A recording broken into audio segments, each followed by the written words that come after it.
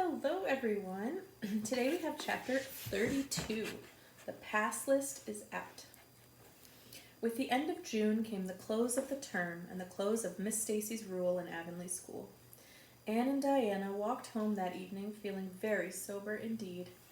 Red eyes and damp handkerchiefs bore convincing testimony to the fact that Miss Stacy's farewell words must have been quite as touching as Mr. Phillips's had been under similar circumstances 3 years before. Diana looked back at the schoolhouse from the foot of the spruce hill and sighed deeply. "It does seem as if it was the end of everything, doesn't it?" she said dismally. "You oughtn't to feel half as badly as I do," said Anne, hunting vainly for a dry spot on her handkerchief. "You'll be back again next winter, but I suppose I've left the dear old school forever, if I have good luck, that is." "It won't be the same. Miss Stacy won't be there, nor you, nor Jane, nor Ruby, probably. I shall have to sit all alone, for I couldn't bear to have another desk-mate after you. Oh, we have had jolly times, haven't we, Anne? It's dreadful to think they're all over." 2 big tears rolled down by Diana's nose. "If you would stop crying, I could," said Anne imploringly. "Just as soon as I put away my hanky, I see you brimming up, and then it starts me off again. As Mrs. Lynde says, if you can't be cheerful, be as cheerful as you can. After all, I dare say I'll be back next year. This is one of those times I know I'm not going to pass. They're getting alarmingly frequent." "Why, you came out splendidly in the exams Miss Stacy gave." "Yes, but those exams didn't make me nervous. When I think of the real thing, you can't imagine what a horrid, cold, fluttery feeling comes around my heart. And then my number is 13, and Josie Pye says it's so unlucky. I am not superstitious, and I know it can make no difference. But still, I wish it wasn't 13. "I do wish I was going in with you," said Diana. "Wouldn't we have a perfectly elegant time? But I suppose you'll have to cram in the evenings." "No, Miss Stacy has made us promise not to open a book at all. She says it would only tire and confuse us, and we are to go out walking and not think about the exams at all and go to bed early. It's good advice, but I expect it will be hard to follow. Good advice is apt to be, I think. Prissy Andrews told me that she sat up half the night every night of her entrance week and crammed for dear life, and I had determined to sit up at least as long as she did. It was so kind of your Aunt Josephine to ask me to stay at Beechwood while I'm in town. You'll write to me while you're in, won't you?" "I'll write Tuesday night and tell you how the first day goes," promised Anne. "I'll be haunting the post office Wednesday," vowed Diana. Anne went to town the following Monday, and on Wednesday Diana haunted the post office as agreed and got her letter. "Dearest Diana," wrote Anne, "here it is Tuesday night, and I'm writing this in the library at Beechwood. Last night I was horribly lonesome all alone in my room, and wished so much you were with me. I couldn't cram because I'd promised Miss Stacy not to, but it was as hard to keep from opening my history as it used to be to keep from reading a story before my lessons were learned. This morning Miss Stacy came for me, and we went to the academy, calling for Jane and Ruby and Josie on our way. Ruby asked me to feel her hands, and they were as cold as ice. Josie said I looked as if I hadn't slept a wink, and she didn't believe I was strong enough to stand the grind of the teacher's course, even if I did get through. There are times and seasons even yet when I don't feel that I've made any great headway in learning to like Josie Pye." When we reached the academy, there were scores of students there from all over the island. The first person we saw was Moody Spurgeon, sitting on the steps and muttering away to himself. Jane asked him what on earth he was doing, and he said he was repeating the multiplication table over and over to steady his nerves, and for pity's sake not to interrupt him, because if he stopped for a moment he got frightened and forgot everything he ever knew, but the multiplication table kept all his facts firmly in their proper place. When we were assigned to our rooms, Miss Stacy had to leave us. Jane and I sat together, and Jane was so composed that I envied her. No need of the multiplication table for good, steady, sensible Jane. I wondered if I looked as I felt, and if they could hear my heart thumping clear across the room. Then a man came in and began distributing the English examination sheets. My hands grew cold then, and my head fairly whirled around as I picked it up. Just one awful moment. Diana, I felt exactly as I did 4 years ago when I asked Marilla if I might stay at Green Gables. And then everything cleared up in my mind, and my heart began beating again. I forgot to say that it had stopped altogether, for I knew I could do something with that paper anyhow. At noon we went home for dinner, and then back again for history in the afternoon.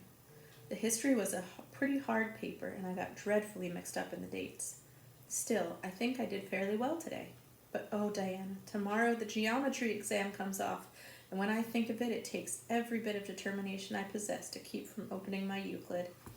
If I thought the multiplication table would help me any, I would recite it from now till tomorrow morning. I went down to see the other girls this evening.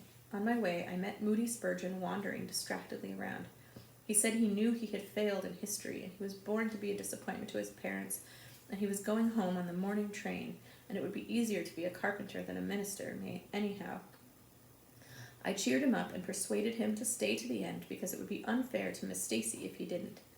Sometimes I have wished I was born a boy, but when I see Moody Spurgeon, I'm always glad I'm a girl and not his sister. Ruby was in hysterics when I reached their boarding house. She had just discovered a fearful mistake she had made in her English paper. When she recovered, we went uptown and had an ice cream. Oh, how we wished you had been with us.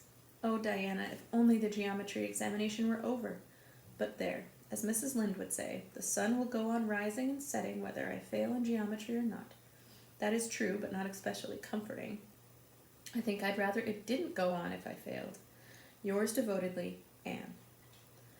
The geometry examination and all the others were over in due time, and Anne arrived home on Friday evening, rather tired but with an air of chastened triumph about her. Diana was over at Green Gables when she arrived, and they met as if they had been parted for years. You old darling, it's perfectly splendid to see you back again. It seems like an age since you went to town, and oh, Anne, how did you get along? Pretty well, I think, in everything but the geometry. I don't know whether I passed in it or not, and I have a creepy, crawly presentiment that I didn't. Oh, how good it is to be back. Green Gables is the dearest, loveliest spot in the world. How did the others do? The girls say they know they didn't pass, but I think they did pretty well. Josie says the geometry was so easy a child of 10 could do it. Moody Spurgeon still thinks he failed in history, and Charlie says he failed in algebra. But we don't really know anything about it and won't until the pass list is out. That won't be for a fortnight. Fancy living a fortnight in such suspense. I wish I could go to sleep and never wake up until it is over. Diana knew it would be useless to ask how Gilbert Blythe had fared, so she merely said, "Oh, you'll pass all right, don't worry." "I'd rather not pass at all than not come out pretty well up on the list," flashed Anne, by which she meant, and Diana knew she meant, that success would be incomplete and bitter if she did not come out ahead of Gilbert Blythe. With this end in view, Anne had strained every nerve during the examinations. So had Gilbert. They had met and passed each other on the street a dozen times without any sign of recognition, and every time Anne had held her head a little higher and wished a little more earnestly that she had made friends with Gilbert when he asked her, and vowed a little more determinedly to surpass him in the examination. She knew that all Avonlea Junior was wondering which would come out first. She even knew that Jimmy Glover and Ned Wright had a bet on the question, and that Josie Pye had said there was no doubt in the world that Gilbert would be first, and she felt that her humiliation would be unbearable if she failed. But she had another and nobler motive for wishing to do well. She wanted to pass high for the sake of Matthew and Marilla, especially Matthew. Matthew had declared to her his conviction that she would beat the whole island. That, Anne felt, was something it would be foolish to hope for even in the wildest dreams.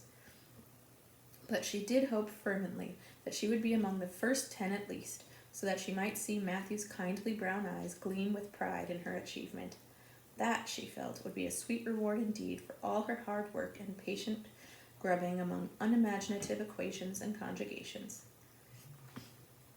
At the end of the fortnight, Anne took to haunting the post office, in the distracted company of Jane, Ruby, and Josie, opening the Charlottetown dailies with shaking hands and cold, sink-away feelings as bad as any experienced during the entrance week. Charlie and Gilbert were not above doing this too, but Moody Spurgeon stayed resolutely away. "I haven't got the grit to go there and look at a paper in cold blood," he told Anne. "I'm just going to wait until somebody comes and tells me suddenly whether I've passed or not." When 3 weeks had gone by without the pass list appearing, Anne began to feel that she really couldn't stand the strain much longer. Her appetite failed and her interest in Avonlea doings languished. Mrs. Lynde wanted to know what else you could expect with a Tory superintendent of education at the head of affairs, And Matthew, noting Anne's paleness and indifference and the lagging steps that bore her home from the post office every afternoon, began seriously to wonder if he hadn't better vote Grit at the next election. But one evening the news came. Anne was sitting at her open window, for the time forgetful of the woes of examinations and the cares of the world, as she drank in the beauty of the summer dusk, sweet-scented with flower breaths from the garden below, and sibilant and rustling from the stir of poplars. The eastern sky above the firs was flushed faintly pink from the reflection of the west, and Anne was wondering dreamily if the spirit of color looked like that, when she saw Diana come flying down through the firs, over the log bridge, and up the slope with a fluttering newspaper in her hand. Anne sprang to her feet, knowing at once what that paper contained. The pass list was out. Her head whirled and her heart beat until it hurt her. She could not move a step. It seemed an hour to her before Diana came rushing along the hall and burst into the room without even knocking. So great was her excitement.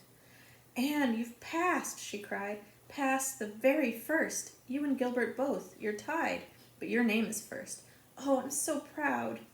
Diana flung the paper on the table and herself on Anne's bed, utterly breathless and incapable of further speech. Anne lighted the lamp, oversetting the match safe and using up half a dozen matches before her shaking hands could accomplish the task. Then she snatched up the paper. Yes, she had passed. There was her name at the very top of a list of 200.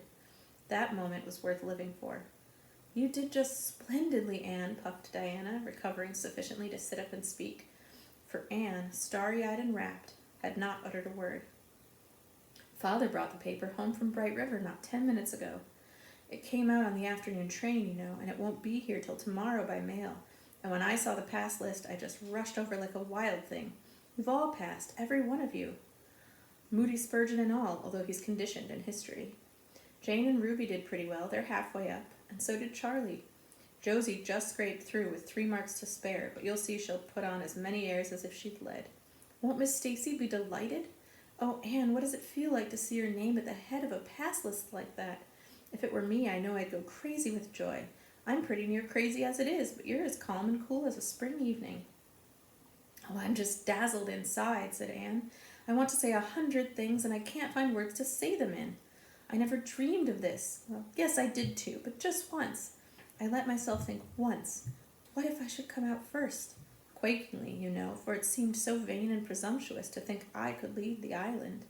Excuse me a minute, Diana. I must run right out to the field to tell Matthew. Then we'll go up the road and tell the good news to the others." They hurried to the hayfield below the barn, where Matthew was coiling hay, and as luck would have it, Mrs. Lynde was talking to Marilla at the lane fence. "Oh, Matthew," exclaimed Anne, "I've passed and I'm first, or one of the first. I'm not vain, but I'm thankful." "Well now, I always said it," said Matthew, gazing at the pass list delightedly. "I knew you could beat them all easy." "You've done pretty well, I must say, Anne," said Marilla, trying to hide her extreme pride in Anne from Mrs. Rachel's critical eye. But that good soul said heartily, "I just guess she has done well, and far be it from me to be backward in saying it. You're a credit to your friends, Anne, that's what, and we're all proud of you." That night, Anne, who had wound up a delightful evening by a serious little talk with Mrs. Allan at the manse, knelt sweetly by her open window in a great sheen of moonshine, and murmured a prayer of gratitude and aspiration that came straight from her heart. There was in it thankfulness for the past and reverent petition for the future, and when she slept on her white pillow, her dreams were as fair and bright as beautiful as maidenhood might desire. And that's the end of chapter 32. See you tomorrow.